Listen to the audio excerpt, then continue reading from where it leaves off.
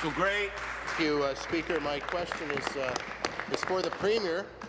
Premier, in a letter to all MPPs yesterday, the Ontario Agricultural Sustainability Coalition told members of this House that the economic situation facing Ontario farmers is dire. Agriculture income was negative $50 million in 2009. This year, that loss is projected to be a record 10 times greater at $500 million. In their letter, they say that, quote, "The future of food and farming in Ontario without a workable risk management program is clearly bleak," end of quote. Premier, tomorrow this House will debate my resolution that calls on your government to implement the business risk management program that farmers have been asking for. My question is simple but very important for farmers. Will you support the business risk management program? Premier. Speaker of the Minister of Agriculture, Food and Rural Affairs. And I sincerely want to thank the member for the question, because it is a very critical question. And before I go into my supplementary, which I'm looking forward to, I want to speak to what is it that our farmers want today. They want predictability, they want stability, and they want bankability. They want to know what the future holds for them.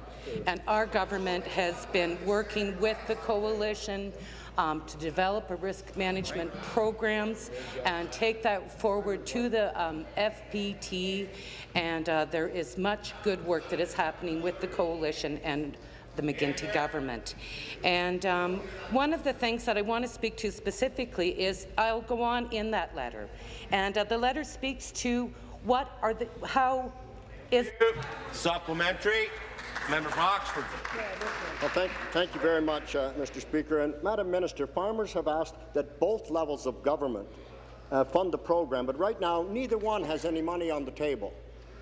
Minister, you haven't budgeted a single dime to implement this program this year. In fact, according to your ministry's own estimates, you have actually cut $144 million from the program that provides direct support to farmers. Minister, will you lead by example, support the resolution, and commit that Ontario will fund its share of that program this year? Minister. Thank you, Mr. Speaker. And I got to say, it's pretty rich from that side of the House. When they were in government, they did not provide any income stabilization.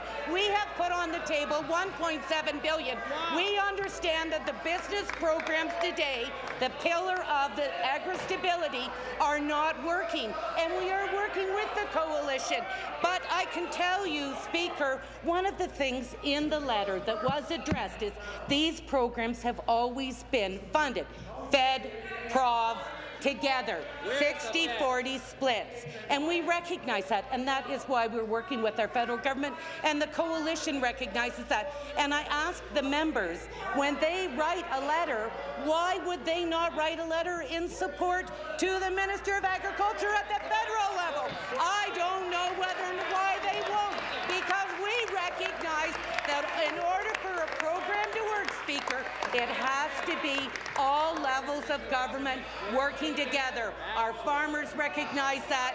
They say